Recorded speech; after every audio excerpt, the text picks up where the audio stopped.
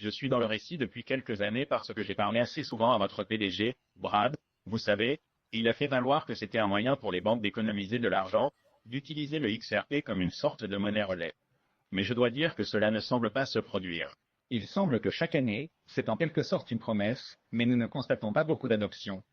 Que se passe-t-il ici? Je conviens que l'adoption des actifs numériques a été un peu plus lente, ou je veux dire que vous pourriez la considérer comme incroyablement rapide ou incroyablement lente selon le délai que vous jugez raisonnable.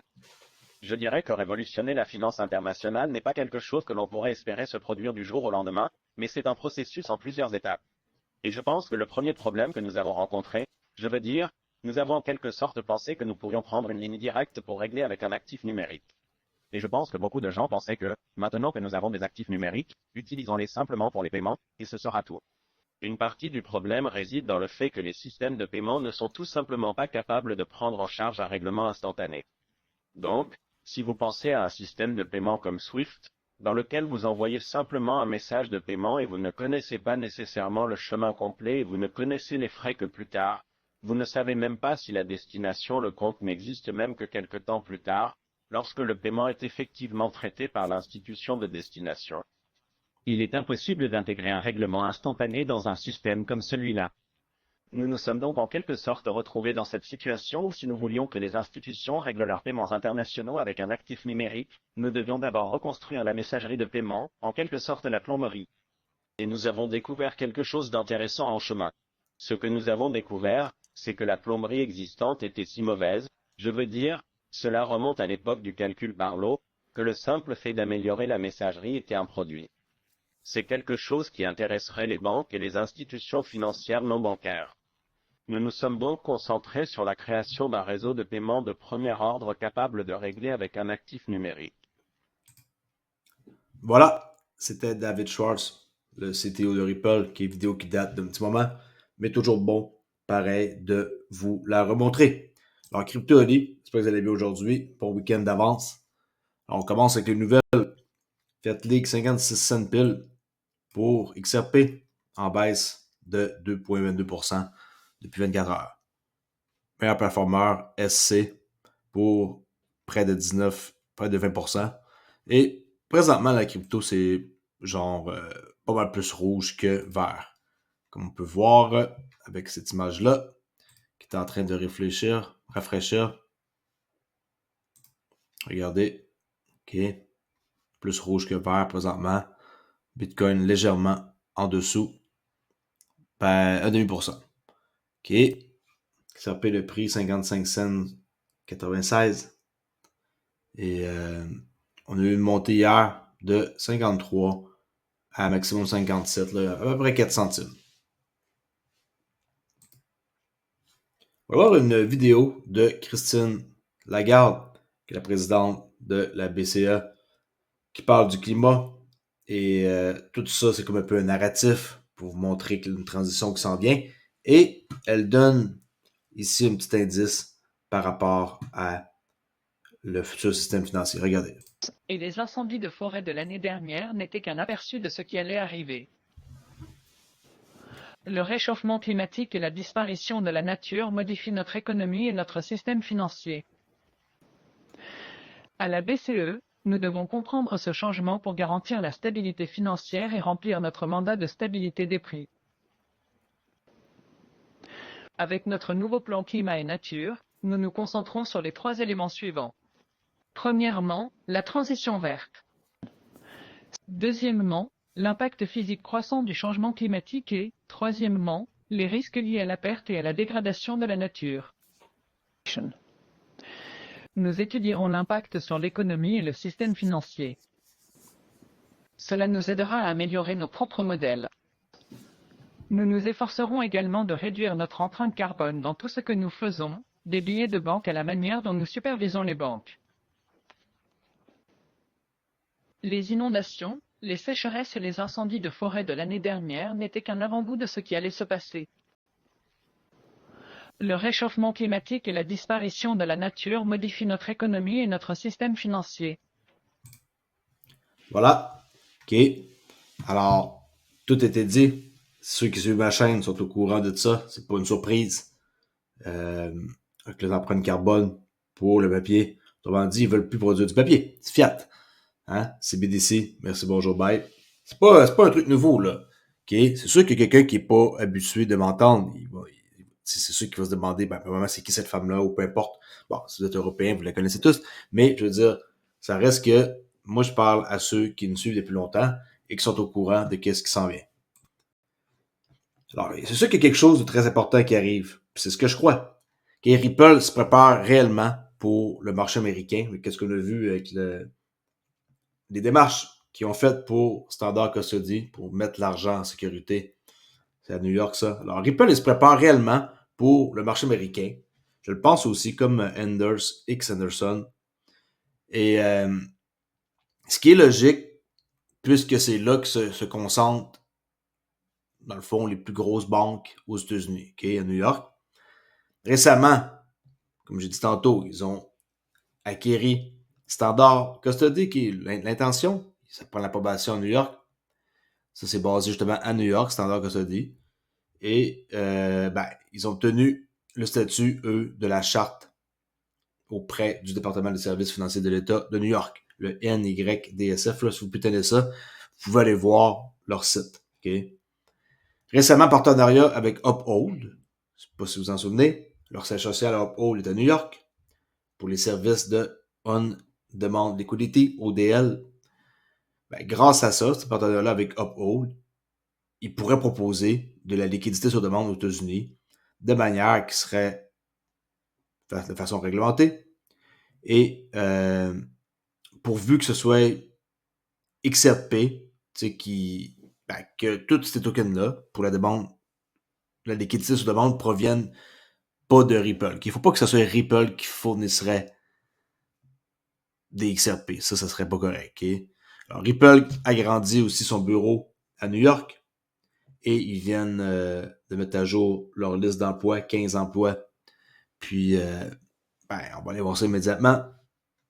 Puis tout ça, ça se produit peu de temps après que XRP était décoré comme une non-sécurité en passant par le juste 13 juillet. C'est quand même assez récent, là, c'est un peu plus que 6 mois.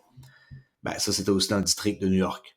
Et New York, ça va avoir pas mal les affaires, ça va passer ou ça passera pas, mais c'est New York qui décide. Et là, ils disent ici, lui, il dit, X Anderson, que c'est peut-être le temps que Ripple retourne vers le marché américain et fonce.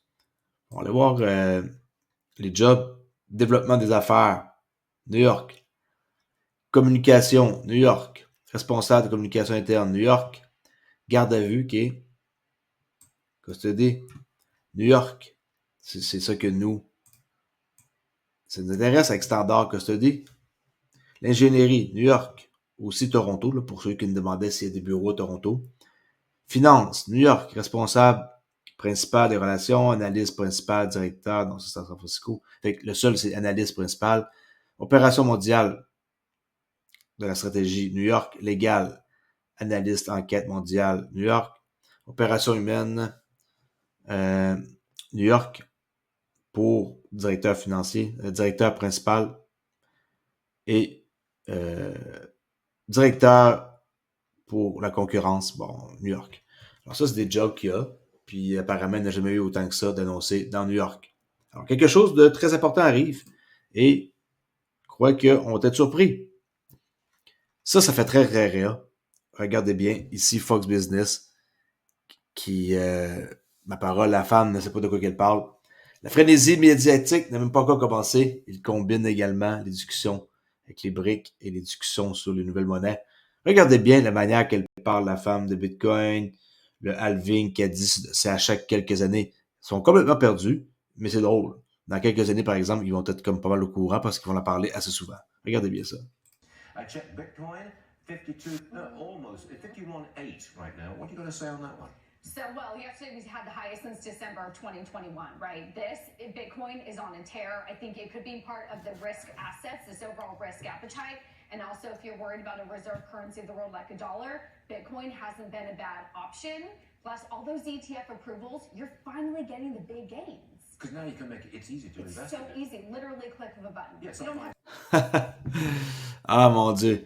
Les journalistes qui commencent à parler de la crypto même, ça fait toujours rire. to start mining No, you don't. stuff. That's right. And there's something about something called halving, Yes. where the number of available bitcoins comes down, Look at therefore you. oh no, I don't know much about Stu it. So and the price halving. goes up. Yeah, halving. OK, elle parle du halving. Regardez. Elle va dire, ben, c'est à chaque quelques années. Exactly. It happens every couple years, maybe less than Pas pour rien qu'elle est blonde, on dirait. Hein? that. And so it is a big deal when that happens. The price usually goes up in or around that event. So something to also look forward to. 51,822. En tout cas, dans quelques temps, elle va être meilleure que ça c'est sûr. Ici, tous les avoirs en or de la banque seront symbolisés. Okay? C'est quelque chose aussi que je crois qu'ils vont faire avec n'importe quelle commodité. Là, mais regardez bien. You just need to follow the money. JP Morgan, for example, is planning to tokenize their gold holdings. Just think, the entire gold and silver markets are worth about $12 trillion combined. Think about that transfer of wealth. That's $12 trillion that could eventually become tokenized. Or look at US Treasuries. That's a $22 trillion market. This is Regardez bien qu'est-ce qu'il dit pour les montants. Là. Désolé, c'est pas traduit en français. Là. That's $12 trillion that could eventually become tokenized. OK, juste l'or, 12 trilliards. Or look at US Treasuries. That's a $22 trillion market. Le trésor US, 22 trilliards. This is happening now. Goldman Sachs have started testing. They're tokenizing treasuries, and they've called Goldman Sachs sont déjà en train de tester pour tokeniser à peu près tout ce qu'ils possèdent. this a pivotal moment. And again, this is just the beginning. You take a look at this. Okay. John, do you see what I'm holding here in my hand? Yeah. Okay, so this is a patent that was filed by the New York Stock Exchange. The New York Stock Exchange. Yes. Okay. The New York Stock Exchange was founded in 1792, and it houses the world's biggest companies. I'm talking about companies like Exxon, Citigroup, Walmart, Bank of America, Berkshire, JP Morgan, Visa, and more Là, il parle du S&P 500, qui existe depuis 1792. than I can count. All told, there's $27 trillion in market 27 trilliards de dollars, toutes les compagnies combinées ensemble. OK? value in that market. Tout ça, c'est peut-être tokenisé, là. Quand vous allez trader du Walmart, ça, peu importe, là. Visa, ils vont tout tokeniser leur actif, là. Les actions qu'on connaît en tant que telles vont être pareilles, mais stockées de façon différente. Well, get this, John. The NYSE, the patent they just filed, reserves the right to become a fully digital marketplace. In other words, my research indicates they could be preparing to become a full marketplace for tokenized assets. That is huge. That's big news. It's massive. Puis quand j'écoute ça, je suis même pas surpris. Je suis pas comme genre ah ouais, ils veulent faire ça. Hein, wow. Non, je suis pas surpris. À force d'en parler, on devient que on est juste au courant et c'est pas une surprise. Just think about what this means. Soon, on top of being able to buy shares like Apple or Amazon, imagine you can log into your brokerage account, and on top of buying your stocks, you can buy an early share of the next millionaire-making piece of art, or a Picasso, or imagine this, John. What if you bought a small stake in Donald Trump's Mar-a-Lago real estate? Imagine if you could buy into it years ago. Had you been able to, you could have made an impressive 30 times your money. Now, thanks to tokenization, you'll be able to take stakes in investments like those alongside investors like Mark Cuban, Warren Buffett, Jeff Bezos, and many, many more. OK? C'est plate, ça se fait pas en français, mais je fais du mieux, mon robot, il traduit pas toujours. BlackRock, qui sont rendus, ma parole, avec énormément de Bitcoin. J'en ai parlé un peu hier. 115 000 Bitcoin. Ça, c'est en date d'aujourd'hui. 6 381 Bitcoin plus. Alors, aujourd'hui, ils ont acheté énormément. OK? Pareil comme le 2 jours, plus Saint-Valentin. Alors, on voit que ça l'ajoute. Et ce montant-là, on va l'en rire dans une année. 115 000 qui vont détenir. Ça va être beaucoup plus que ça. XRP, parce que ma chaîne c'est XRP, on peut voir ici que le logiciel qui s'appelle Ledger, qui est le Ripple 2.1 PR principal, est maintenant officiellement ouvert, mise à jour, qui corrige un bug pour les objets internes qui affectent le teneur de marché automatisé. C'était ça le bug. Okay? Alors la réponse, vous l'avez ici. C'était un bug pour les objets internes qui affectait le teneur de marché, qui est les AMM, là, qui étaient retardés parce qu'ils ont retiré leur vote, ceux qui avaient dit oui, pour réparer ça. Maintenant, proposer et réparer.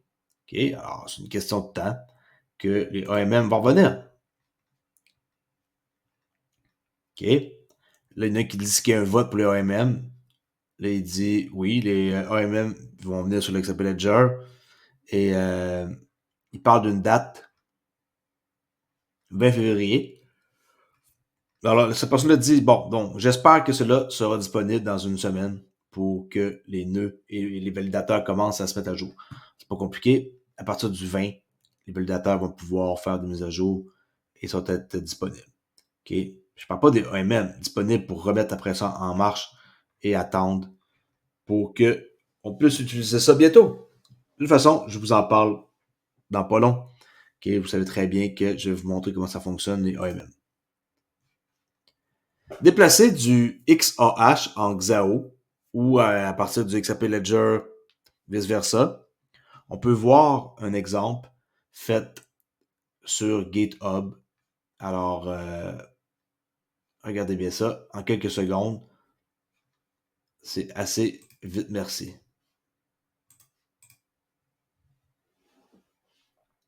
Ceux qui ne savent pas comment ça marche, là. Alors, on change de XAO, téléporte comme ça, et on envoie, par exemple, nos XAO sur le XRP Ledger. OK, paiement, 24 XAO. Et là, on envoie nos XAO sur le XRP Ledger. OK, on voit la quantité qui diminue ici, là. Quand il n'y en aura plus ici, ça va s'ajouter en XA, OK? Alors, les XA, on les envoie sur le XRP Ledger. Regardez, 17, 18, ici, ça baisse. Quand il n'y en aura plus, la balance va aller à 0. Et on peut voir que, plutôt cool, s'il y en a qui ne savent pas comment faire et qui sont intéressés, il y a quelques vidéos qui circulent présentement pour vous montrer comment faire. Je viens de vous montrer les mises à jour que je trouve. Augmentation significative du débit du XRPL en passant par la vérification de signature qui est SEPC, blablabla, ED25. Ça, qu'est-ce que ça fait? C'est simple. Ça réduit la latence, qui est le temps de transaction global de la messagerie peer-to-peer. Et ça améliore les performances du capacité et la capacité du réseau. On peut voir qu'il y a eu une amélioration significative.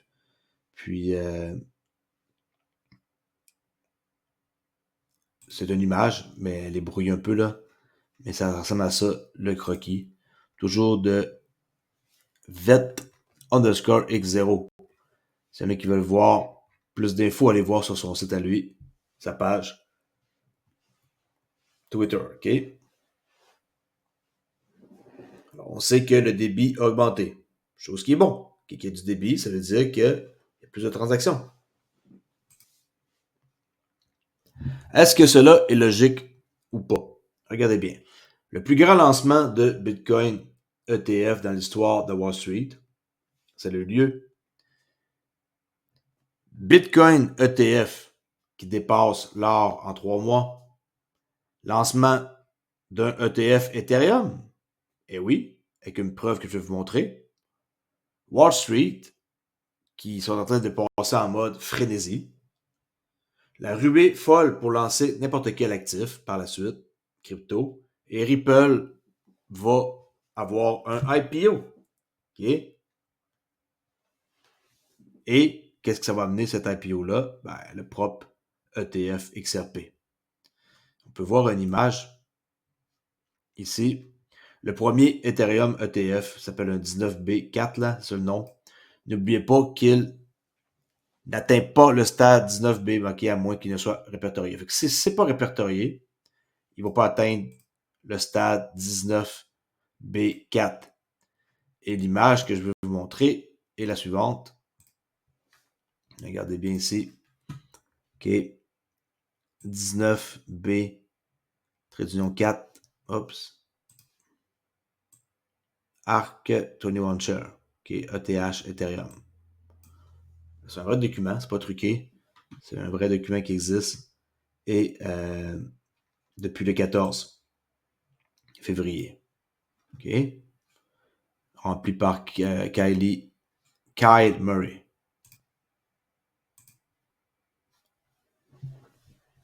Ça, c'est au Congrès. Est-ce que Tether, ça sent la fin? J'ai toujours dit que Tether, c'était à faire très attention et à ne pas détenir. Si vous voulez jouer safe avec un stablecoin, gardez vos USDC à place avec Jeremy Allaire et Circle. Alors, regardez BlackRock qui parle, dans le fond, ben, elle n'est pas de BlackRock, là. Elle est de Circle et elle va dire que au Congrès, le Congrès devrait s'en prendre à Tether. Okay? Je vais vous laisser écouter. Très, très simple. Okay? Caroline Hill, son nom. Et elle dit qu'il devrait commencer à s'intéresser à eux parce que c'est pas correct et qu'il devrait faire affaire avec USDC. Okay? Regardez bien. Some of those companies that you just mentioned have US touch points, and I think that the US government should ensure that it's using its authorities when there are those US touch points. If Treasury feels like it doesn't have the authorities, I know that it sent a number of proposals to Congress late last year around expanding their authorities to cover some of those activities. I personally believe that no company should be allowed to reference the US dollar without having those democratic values inside the company, inside their US dollar-backed stablecoin. And so I think if Treasury thinks that it needs additional authorities to go over that, then I think this committee should consider that. So to those US touch points, US financial services company Cantor Fitzgerald reportedly manages Tether's $72 billion OK, il a dit Tether. OK, regardez. $72 billion manages Tether's $72 billion reportedly manages Tether's $72 billion portfolio 72 milliards de dollars. of treasury bonds, giving him access to US dollars. Ça commence à faire pas mal d'argent. OK, 72 millions de dollars. Là, comme on est ici, 97. OK, c'est plus, là. Mais c'est juste que c'est pas à jour la vidéo et qu'il y a eu ça augmenté. OK. Je vais retrouver mon texte, mon vidéo. Cantor's enabling of terror and illicit activities across the globe is unacceptable. Ms. Hill, given Tether's nexus to the U.S. financial system through Cantor Fitzgerald, does Treasury already have the authority to take action? And what should we be doing about American-regulated companies like Cantor? Okay, qu'est-ce qu'ils devraient faire à propos de Tether, compagnie américaine? C'est simple. Ils vont réglementer ça et peut-être qu'il y en a qui vont passer dans le tordeur. Okay? I would think that the Treasury Department would have the authority to take action. Regardez bien qu'est-ce qu'elle va dire. I would think that the Treasury Department would have the authority to take action given this U.S. touch Prendre action. point, yes. And I hope that they're looking at this seriously given Tether's reputation as well as the data that we've seen that they're contributing to terrorist financing and other malign activities. En quoi que ça fait du financement terroriste, en tout cas. Tether, j'ai toujours dit, c'est un truc qui pourrait sauter et avoir un réglementé et peut-être quelques-uns, là, mais Tether, moi, je transactionne pratiquement pas en Tether, juste en USDC. À moins que j'ai pas le choix, mais bon, USDC, c'est un peu partout pareil aussi, là. C'est pas un problème. Et ça, c'est la partie 2 qui est la guerre de BlackRock contre Tether. Coinbase et Circle font tout. 2 équipes contre Tether au Congrès. Des règlements stables sur les pièces seront disponibles cette année. Alors, c'est sûr et certain que pour 2024, attendez-vous à ce qu'il y ait de la réglementation pour les pièces stables. Alors là, de pièces stables, vous pouvez aussi les stocker sur le portefeuille Descent. C'est l'année du dragon.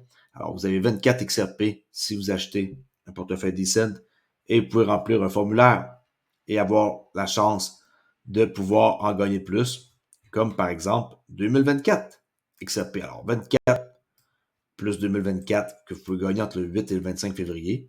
À quoi ça ressemble, CryptoOli? Ça ressemble à ça, une clé Descent. Mettez votre pouce ici en empreinte biométrique et aussi simple que ça. Une clé ou 2 clés. Une clé 129 ou 2 clés 219 plus taxes et douane. Alors, je laisse là-dessus. Rien de spécifique. Et à rajouter plutôt. Okay, j'ai montré beaucoup de choses en peu de temps. J'essaie de faire des vidéos un peu plus courtes. Je sais que c'est difficile pour moi. Et je prends beaucoup de temps. Okay, 24 minutes encore. Alors, je laisse là-dessus. Demain, c'est le week-end. Je vais profiter avec la famille.